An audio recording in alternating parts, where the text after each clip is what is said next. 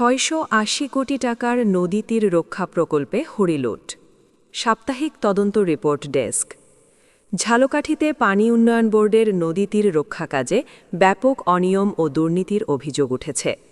৬৮০ কোটি টাকা ব্যয়ে ১৩ কিলোমিটারের বেশি এলাকা জুড়ে বাস্তবায়নাধীন প্রকল্পটিতে নিম্নমানের বালু ব্যবহার, ব্লক তৈরিতে বালুর অনুপাতে কম সিমেন্ট দেয়া এবং কম ওজনের জিওব্যাগ ব্যবহারের অভিযোগ রয়েছে।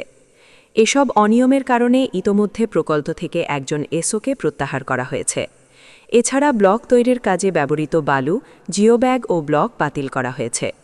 ব্যাগে মানসম্মত বালু না থাকা, বাতিল বালু এখনও সাইট থেকে অপসারণ না করা এবং ঝুঁকিপূর্ণ এলাকায় জিওব্যাগ না ফেলা সহ নানা অনিয়মে পুরো কাজের বাস্তবায়ন প্রক্রিয়া প্রশ্নবিদ্ধ হয়েছে।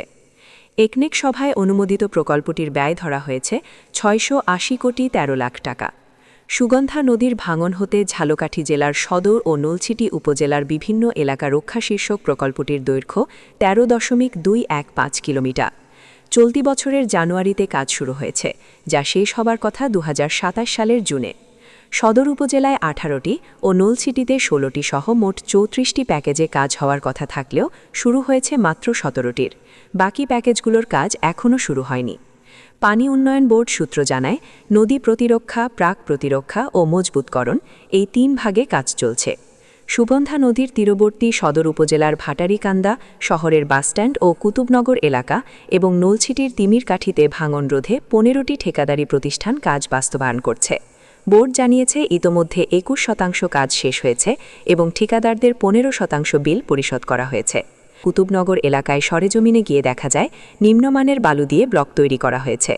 বিষয়টি স্থানীয়দের নজরে এলে পানি উন্নয়ন বোর্ড ওই বালু ব্যবহার নিষিদ্ধ করে দায়িত্বরত এসওকে প্রত্যাহার করে এবং ঠিকাদারকে নিম্নমানের বালু অপসারণের জন্য চিঠি দেয়। প্রকল্পের দায়িত্বপ্রাপ্ত ওয়ার্ক অ্যাসিস্ট্যান্ট পঙ্কজ কুমার সরকার জানান, নিয়ম অনুযায়ী 1.50 FM ফাইননেস মডিউলাস বালু ব্যবহার করার কথা থাকলেও এখানে তা মানা হয়নি। ঠিকাদারি প্রতিষ্ঠান এমভিবি ও এমটিআই জয়েন্ট ভেঞ্চার 1.37 FM বালু ব্যবহার করছিল।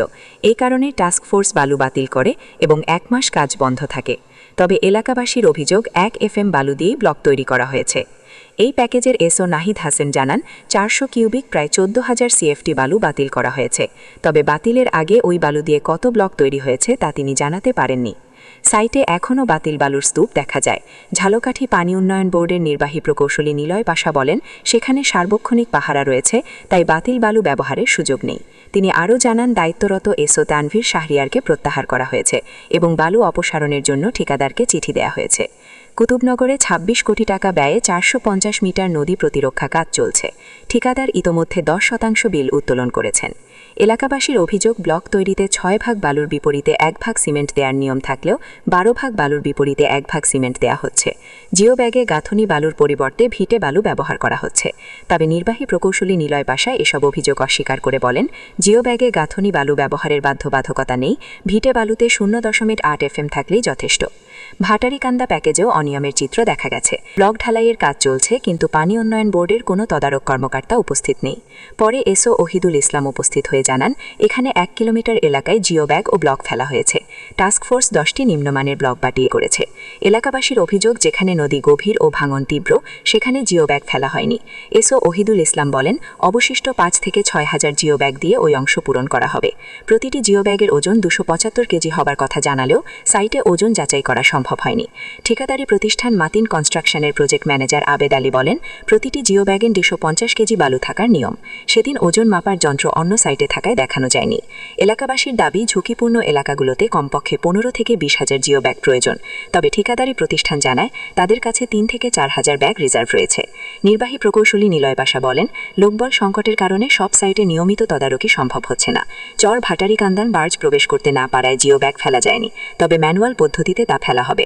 বর্তমানে ২৪,০০০ জিওব্যাগ রিজার্ভ রয়েছে। ৩৪টি প্যাকেজের মধ্যে মাত্র ১৭টি শুরু হওয়ার বিষয়ে তিনি জানান, কাজ শুরু না করা ঠিকাদারদের চিঠি দেওয়া হয়েছে।